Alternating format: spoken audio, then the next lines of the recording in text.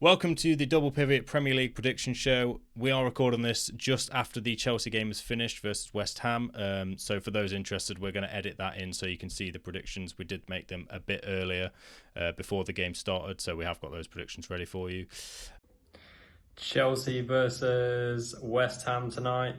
Doing a quick predictions ahead of the game because we're going to be doing the main preview later in the video. But my predictions for the game, I'm predicting a strong Chelsea resurgence after last week's fairly average draw, really. Didn't play too well. Still could have nicked something, but probably a draw was fair. So I'm going optimistic Chelsea fan and going a 3-1 win. My prediction for this game is a bit of a resurgence for West Ham. I don't think they'll be as bad as they were against Sunderland. I think Chelsea are struggling defensively at the minute. They've obviously lost a key centre-back, not replaced them so far in the transfer market, and I think that'll probably show in this fixture. And I think obviously West Ham being at home, the fans will be behind them. And they've obviously got a lot to prove off the back of that Sunderland fixture. So I actually think this will be a close game. I think it will probably be a 2-2 draw or maybe a 3-2 Chelsea win. And that'll be my prediction for this result. But without further ado, we'll jump straight into the Manchester City and Tottenham game, which at the time this video goes out is at 12:30 today. So, Luke, give me your thoughts on this game. Jamie, I just wondered if we might take a moment to glorify Chelsea's amazing victory there. What a performance. We promised we wouldn't talk about this in this video. No. We said we'd have a brief minute, and I want to take that minute to highlight. Yeah, we will talk about it briefly. What a performance from the boys. I mean, as a neutral watching it, what did you make of Chelsea there? I think Estevao and a few of the other guys absolutely performed out of their skin. We won't talk about it too much because we will have a full reaction video coming out early next week. I'm so stoked on the victory right now. One thing I will say before we move on, looks like Chelsea have worked pretty heavily on their set pieces. They were really good, to be fair to them. Although I think West Ham were also just abysmal at defending them, especially the goalkeeper. He's not having a good time so far. This season. He flapped at a few of those, didn't he? And to be honest, Kukurea sent that guy in the first one where he comes short and then spins in behind. Yeah, it was well worked, to be fair. You can tell they've been working on them. But we won't go impressed too with Chelsea? Scared at all, or no? I think it's one of those games where, to be honest, it's really hard to kind of make a prediction on it because give a judgment on it, should I say? Because West Ham were that bad. So it's kind of one of them. You don't want to read into it too much. Although I just expected more of a reaction at West Ham. I'll be honest. I said 3-1. I just figured that they might give us something more and they might make it a tougher game. Yeah, but we steamrolled them. We both predicted Daniel Farke to be the first manager to go, but I think I've already changed my mind on that one, to be honest.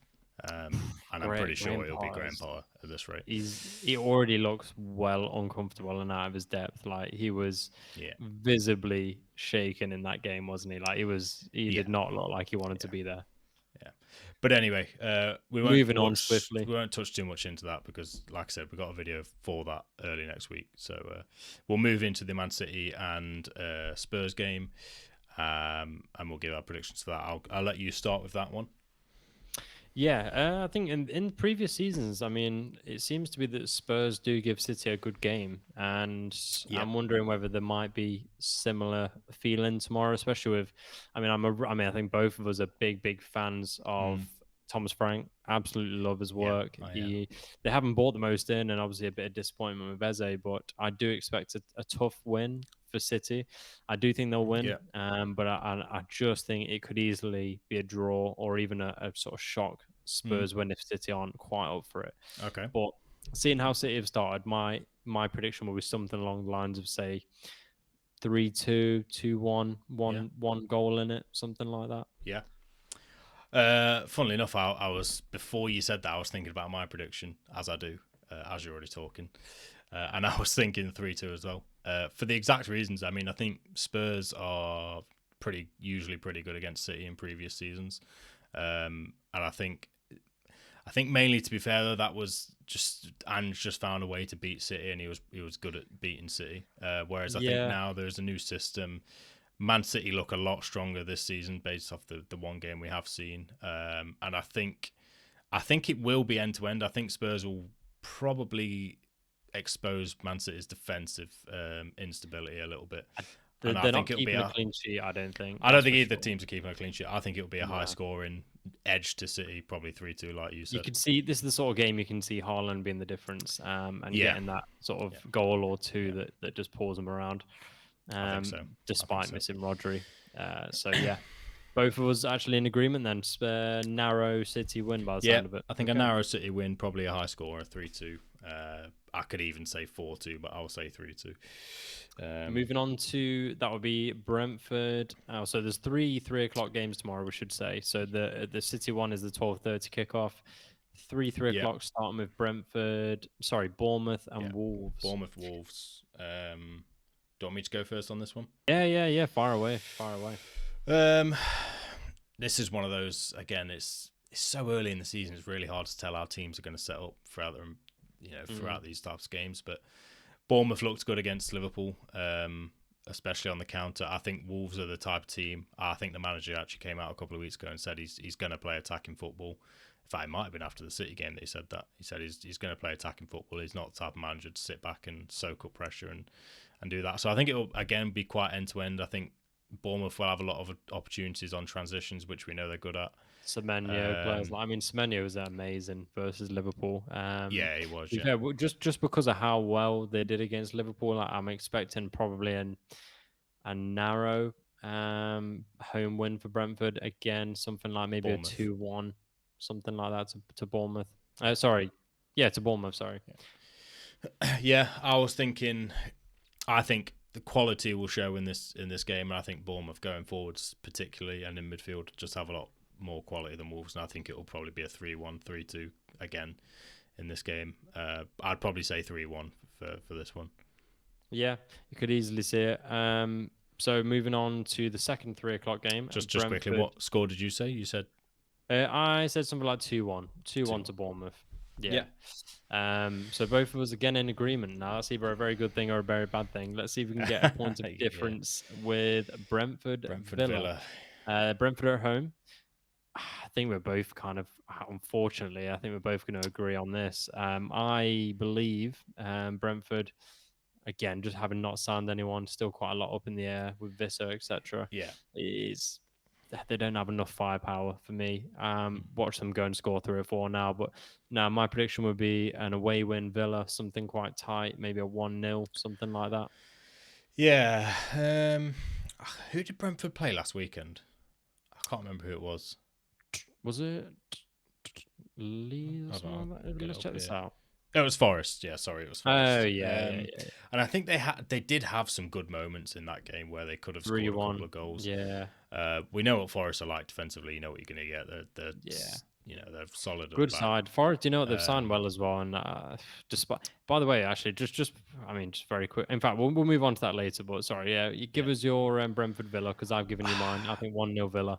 I have a weird feeling that Brentford might actually shock us a little bit in this game. I don't know why. I think you're on the Keith Andrews train. Yeah, I'm not on the Keith Andrews train. I've predicted them to go down, but I just think they did have something against Forest, and they could have scored a couple of goals. And I think Villa are going through a little bit of a weird moment at the minute. Obviously, they just let Jacob Ramsey go reluctantly. I think this could be a 2-2. Honestly, I think it could be a draw, maybe a 1-1. Actually, I could see a draw. I just think Villa with the tactical nous of Emery. I think Emery over Andrews is going to have a few. So I think he's going to have quite a lot of edge on him actually tactically. I think he could probably make a change at half time that season, take the game off him in the second half, for example. Yeah. And for that reason, I'm not looking past Villa, but I could see why the draw. Are you going to go? What is it? I'm going 1-1. I think. What are you going for? Score prediction? And I'm going 1-0. So we're not a million miles away there. And Brentford, no doubt, will go and win the game now. So, well, yeah, I know. This is what I mean. We're always guaranteed to have one of these shocks in the week, and I think this. Exactly. But so moving on, taking us to the final 3 o'clock Saturday game. Yeah. Burnley and Sunderland. Now, I think both of us were impressed with Sunderland last week. We were. To be fair, we can see that possibly that was because West Ham were just so shockingly bad. Yeah. But still, nonetheless, they've obviously kept a first clean sheet, got 3 goals. They're looking fairly good. I think with newly promoted teams, you build a lot of momentum, and I think you kind of have to build on this momentum is what I'm trying to say, rather than Burnley got a defeat, wasn't it? First game. It was a defeat, but it was at Tottenham, and again, it was one of those. They had a few chances. They just, with these newly promoted teams, you know what they're like. They couldn't. That's usually the problem, is that they can't. This is the problem, isn't it? Yeah, they can't score, and then they just got the edge. It's like the edges, isn't it? Fine margins. Yeah, exactly. And it gets taken away and looks worse than it is. To be honest with you, Burnley at home, I still see either. I think I'm going to go for a Sunderland win. I think Sunderland probably score 2 goals to Burnley's 1. There's my final score on that, 2-1 Sunderland. I actually think Burnley will win this game. And I think the reason being is because, I know Sunderland have strengthened a lot. So it's not kind of like playing the Championship Sunderland, but I think it's that, against these smaller teams, Burnley will probably still look solid defensively as they were in the Championship last season. Yeah, they were very, very solid. Yeah, and I think they could nick a goal, to be honest with you. And I think it could probably be just a 1-0 Burnley, to be honest. 1-0. Fair play. Yeah, fair play. They played against a good Spurs side, and when they conceded, and to be fair, a couple of the goals were worldies as well, like Richarlison's. You're not going to get that every week. And like I said, Burnley had chances. I think if they can just keep solid at the back like they did throughout the whole season last season against a weaker team in Sunderland compared to Tottenham, then I think they could get a 1-0 there. Fair play. A little bit of difference there. Like I say, I think Sunderland will go 2-1 is my prediction there. Yeah. And that will take us to Arsenal Leeds final. That's the live game on Sky, 5:30. Yeah. And to be honest with you, I'm actually going to be quite excited to watch this. Just purely because I want to see more of Gyökeres. I do expect. I think we both probably do expect Arsenal to win at home. I'm thinking something scoreline wise. I'm probably going to go for something like 2-0. Arsenal are very solid at the minute. I don't think they've sparked into life yet, attacking wise. I'll just go for 2-0, maybe Gyökeres' first goal, and then to keep a clean sheet. Yeah, I'm pretty sure on the clean sheet side of things, to be honest. I can't see Leeds. They got a lucky penalty against Everton last week that kind of got them over the line, but other than that, they didn't look like scoring, really. And I think Arsenal, it's obviously a much better defensive team than Everton. And I think, to be honest, it'll be a steamroll. I can see this being 3 or 4-0. 3 or 4-0. I'll go with 3-0 for the prediction, but I think 3 or 4-0 this game could be. I don't think anyone would be surprised if that happens, but yeah, like I say, I think whilst we agree, slightly different scores, 2 to 3-0 for each of us there. Fair enough. Yeah. Which takes us to Sunday. So Sunday, I think all of these games are televised, by the way. A lot of them. Only the 3 o'clocks tomorrow on, which we mentioned. Obviously, the 3 p.m. blackout in the UK. But if you're lucky enough to be watching it anywhere else in the world that's not the country that actually is played in, you could probably watch the games, which is very strange. Yeah. But there you go. But yeah, for me, Sunday, we're starting off the 2 p.m.s, both on Sky, and that's Palace and Forest first. Yeah. I can't see anything. It's going to be a good game. Both are very solid from last year, and it looks like Palace, despite not strengthening that much and losing Eze as well, I just think they're so well organised under Glasner. He's incredibly adept tactically. It's one of those games, though, isn't it? Because they've just lost Eze, and there's still talk about Guehi leaving. And in fact, I think the owners just come out actually and said that, with these kind of deals, you kind of have to look to sell for PSR reasons and stuff like that. And Glasner's obviously come out and said he doesn't want to sell him. So I think there's a bit of turmoil in the Crystal Palace camp. I do still think they'll win. Saying that though, by the way, turmoil in the Palace camp. Have you heard Espirito Santo's lines today? Goodness me, that has shocked me. The guy's given them an amazing season last year. Already started off with a good 3-0 win last week. Yet again, proving how stupid the Nottingham Forest owner actually is. Evangelos Marinakis. I wouldn't say stupid, but I would say hated. Hateable. He's just an incredibly impetuous guy. Like he just seems to make decisions based on pure emotion. This guy. It's weird because I seen an article on Twitter. I think it was yesterday actually, where they were talking about someone's favourite to be the the Forest manager. I was like, what? Why would they need the manager they've got? It makes no sense. I just assumed it was like one of those fake stories that comes out, and then today he'd come out and said this. I was like, oh my god, there actually is a chance that this guy's going to get sacked. None of us, by the way, in our season predictions video would have predicted him as the first manager to go. None of us even. It didn't even come into our heads. So this is a really out of left field. But the thing is with Forest, we've seen this before. The owner will come out and say they've made friends again or something like that. I think it literally happened last season, actually. We'll get him on the pitch and he signed a new contract. Thank honestly. you, Mr. Marinakis. Yeah. I must thank Mr. Marinakis. But no, I think both of those will play into this game, and I think with Palace being at home, obviously they've only lost it. I mean, I say only lost Eze, but they've lost Eze. I still think they'll have enough to probably nick a 1-0 here. Yeah, I think. I think I agree. I think for the moment, Forest's new signings haven't really bedded in either, and with the turmoil going on there, I don't even know if he'll be in charge tomorrow. To be honest, that's how crazy. The one thing we actually should mention about this fixture, real quick, is the European thing. Obviously, Forest. Yeah, exactly. There's all that spite, isn't there, between the two clubs? The fans are probably going to be hostile, and Crystal Palace are at home. So actually, I might change my my prediction here to 2-0. I think it'll be I think it's going to be a 2-2 draw. You think? Yeah, I think it's going to be a very tight game. It could go either way. I think it'll be margins. I just think they're going to fight out a draw. Probably a score draw, 1-1, probably 2-2. Probably 2-2. Yeah. Okay, moving on then to Everton Brighton. Yes, Everton Brighton. To be fair, Everton disappointed me last week. I actually bet them as dark horse this year, but I didn't see too much in that. Yeah. However, I like Moyes. I think he's just a quality operator. Home, brand new first game at the new stadium, I believe. Yes, that's what I was going to say. It's first game at the new stadium. So yes, they were away at Leeds last week.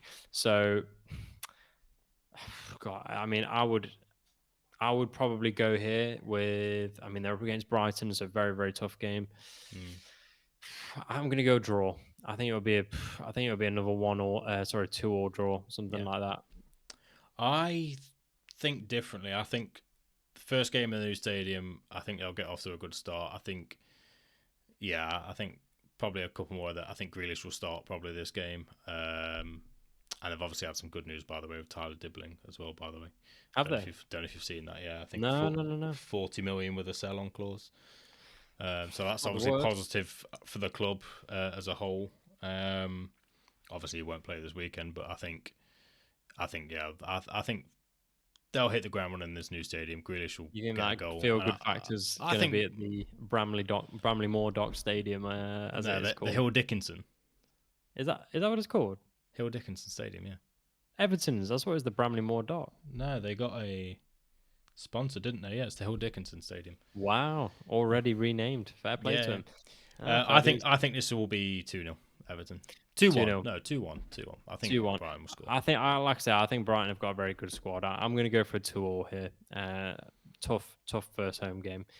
Draw. And that takes us to everyone's favourite hate watch, Man United versus Fulham. Yeah, but this one's such a hard away, one to by call. the way, so it's Fulham are at home.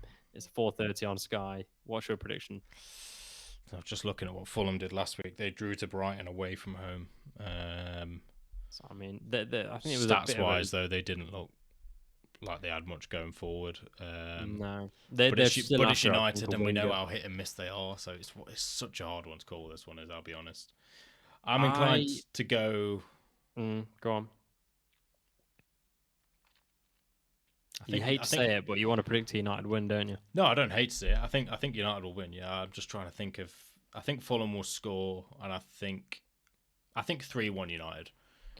Cunha looked so good last week, man. He really did. Who? Cunha. Yeah, mate. He's a real powerhouse. And to be fair, Mbomo's looking pretty good as well. Yeah. Seshko might get a bit more game time this week. Seshko, yeah, might. So. Well, they're saying that Mount looked good in that role. Yeah, mate. The thing is, there is a player in Mount. Like he did really well for Chelsea, and obviously Derby as well when he was there. Rated him quite a bit. I think he's going to come good. Problem with United is they've got such a terrible squad composition. They've got like 4 10s and no 6s barely. I mean, I don't know if you call Casemiro a 6. It's more like a He played well though last week, though. Casemiro did, I think. Thing is, Casemiro with somebody with a load of legs next to him, like a believer, would have been so good. But he's just, whilst he has all the experience and sort of nous, he just doesn't have the legs. That's it. Yeah, so he needs one with legs. I agree. But saying all of that, to get my score prediction in, I will also go. I think United probably 2-1. Not quite as many goals. I don't think they're clicking yet, but 2-1 United. No, that's fair. And that moves us into the Isak derby. Game of the week, really. Yeah, mate. I mean, go on. I'll let you start since it's your club. Give us. Do you know what? I'm seeing so much online about how Newcastle are just going to be like, the players are going to be hostile. They're going to go into injure people. That's just not realistic, is it? Like, I've seen people say Joe Linton's just going to snap into Wirtz and break his legs and bloody end his career. It's like, it's not going to be like that. Don't care that much. I think all of the Newcastle players will kind of understand where Isak's coming from. I don't think there'll be that much needle in it. Well, I mean, Eddie Howe basically came out today and just disregarded that the statement that Newcastle put out, didn't he? And kind of said, well, no, we did have conversations with Isak about him leaving. And it very much just looks like they are just reluctant to let him go because they just haven't been able to get a replacement. I think the thing is, they don't just want to appear weak, and I think they also don't want to ruin, or let's just say disadvantage, their negotiating position. I think that's probably the case. Yeah, I think genuinely they don't want to let other clubs know that they might be going in for strikers, that they've got another 150 mil coming in. Do you know what I mean? No, probably not. Yeah, that's especially if it's Jackson, who it looks like it probably will be now. Yeah, mate. We know Chelsea know they've got 150 million, then they're going to ask for 75, something like that. I think realistically I mean, honestly, probably 55 to 60 mil plus add-ons or something like that, which is crazy. But there you go. Then we'll get something at Orlando around that mark. But yeah, I think so too. But anyway, getting into the score prediction, just to not drag it out, I still think Liverpool will win, but I do think it'll be a really tough game, and I can see this being a 3-2 game, to be honest. See, I reckon just because the number of new players you've got, I think you're just taking that time to gel, and away at St. James's with all the stuff going on. Yeah, it will be tough. I can see something along the lines of a 1-1, 2-2 type of game. The only reason, I can see that also. I'm going to settle on 2-2. I think it'll be a high energy 2-2. I wouldn't be shocked with that either, to be honest with you. My only concern for Newcastle in this game would be, again, they don't have a goal scorer, and it showed against Villa last week. Yeah. They really needed a goal scorer. It'd be hilarious if Isak walked out onto the pitch, by the way. Oh, mate. Can you imagine? He'd be waving at the Liverpool fans at half time. I know, yeah. Jesus Christ. I know what you mean. I think they're very... I mean, they should stick Joe Linton back up front. Big Joe.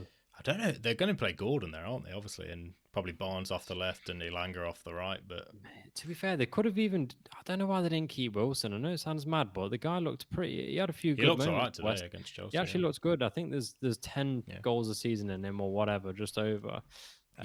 Pay and play deal like he's on. Like they could have done a lot worse than keep Wilson, even if it turns out to be a third if they get 2 more in. But that's by the by. Definitely the point taken. They are short. They're very very short. Yeah, up top. But yeah, no, that's my prediction for that 3-2. So 3-2 Liverpool. Yeah, 3-2. And I think Monday Night Football is set up to be an absolute cracker. To be fair, bank holiday as well. So even as a neutral, I'm looking forward to that game heavily. I'll be honest. Yeah, and we'll probably be recording the reactions to the game week that night, so that'll be an interesting one. Yeah, just like I've recorded on the back of a Chelsea win today. Hopefully, well, not hopefully. I mean, I'm looking for you to drop points really, but no, I bet you'll be buzzing after that one if you get the win. So yeah, anyways, any win in that game will be sufficient for me. I don't care if it's game. Really tough 6-5. Yeah, well, yeah. But on the back of that, though, hopefully we see some more from Wirtz since he's in my fantasy team. But regardless, that wraps up the full game week. Yep. Let's see how many we get right. You're going to put all the scores up on there. We'll revisit this in next week's reaction video. Yeah, we'll touch on the reaction video. We'll see who's got the best. We probably ought to start doing like some kind of scoreboard with a point system here to see who's the best predictor. Well, this is the first prediction show we're doing, so yeah, we could think about this over the weekend. Might start it from this week. Watch out for that space. On the back of that, though, guys, thank you for watching, and we'll see you on the next video. Anything from you, James? No, nothing for me today other than leave your comments and get involved. Really, again, Yes. as usual. Yeah. As always, it goes without saying, as you say there, getting engaged. We loved it. We'll definitely reply to the comments, and we'll hope forward to seeing you next week. Yeah. Take care. See you guys in the next one.